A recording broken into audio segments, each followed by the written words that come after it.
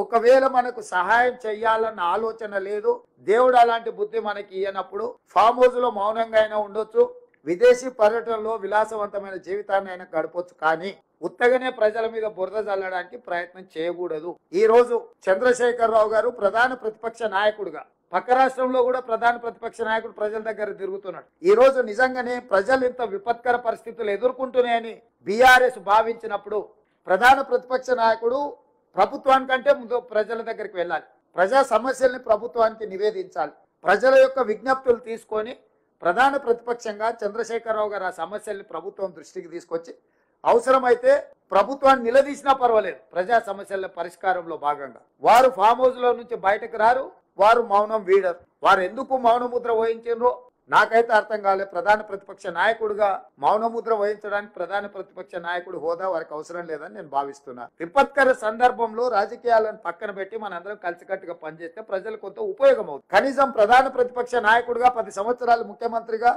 తెలంగాణ ఉద్యమకారుని అని చెప్పుకునే మీరు తెలంగాణకి ఇంత కష్టం వచ్చి 16 మంది ప్రాణాలు కోల్పోయి, పశు సంపద కోల్పోయి, వేల కోట్ల రూపాయల ఆస్తులు నష్టపోయి, అంటే 20 ఫీట్ల పైన ఇళ్లకు నీళ్లు వచ్చి ప్రజలు కష్టాలలో ఉంటే కనీసం పలకరించడానికి కూడా మీకు మనస్కరించలేదు. అయ్యో పాపం అని సానుభూతి కూడా మీరు చూపించలేదు. 10 సంవత్సరాలు మినిమం 1,00,000 కోట్లు దోసుకున్న మీరు ఓ 1,000 కోట్లు 2,000 కోట్లు ఇస్తే మీకు మీరు చేసిన పాపాలలో కొంతమైనా కడుక్కోవడానికి ఉంటుంది కదా.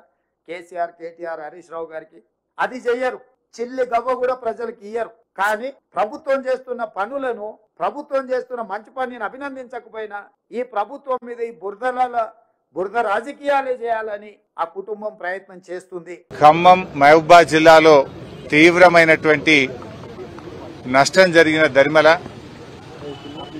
సిద్దిపేట నియోజకవర్గం నుంచి ఆ ఖమ్మం, మహబూబాబాద్ ప్రజల్ని ఆదుకోవడానికి మరి స్వచ్ఛందంగా మా పట్టణంలోని వ్యాపారవేత్తలు, స్వచ్ఛంద సంస్థలు, బీఆర్ఎస్ పార్టీ నాయకులు అందరం కలిసి ఉడతా భక్తిగా వారిని ఆదుకోవడానికి ఈరోజు కొన్ని వాహనాలను ఖమ్మంకు పంపిస్తా ఉన్నాం.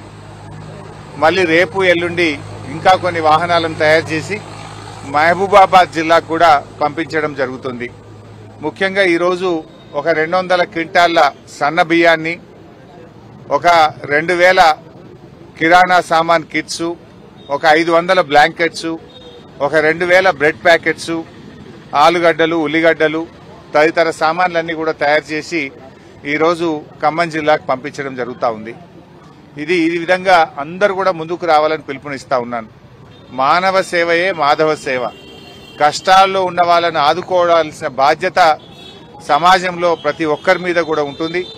ఎవరి స్థాయికి తగ్గట్టు వాళ్ళు ముందుకొచ్చి ఈ ఖమ్మం, మహబూబాబాద్ వరద బాధితుల్ని ఆదుకోవాలని చెప్పి బీఆర్ఎస్ పార్టీ తరఫున నేను పిలుపునిస్తా ఉన్నాను.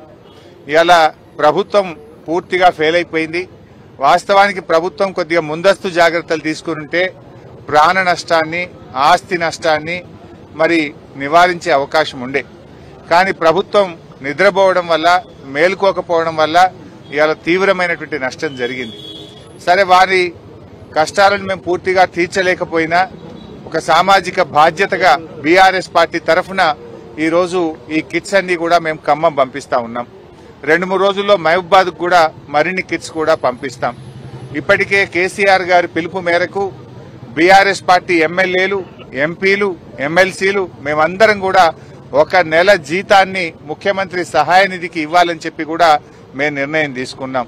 ఇవాళ ప్రభుత్వం, ముఖ్యమంత్రి గారు మా మీద ఉల్టా కేసులు పెట్టిస్తున్నాడు. మేము వరద సాయం చేయడానికి ఖమ్మంకు వెళ్తే అక్కడ మా మీద ఉల్టా కేసులు పెట్టిండ్రు.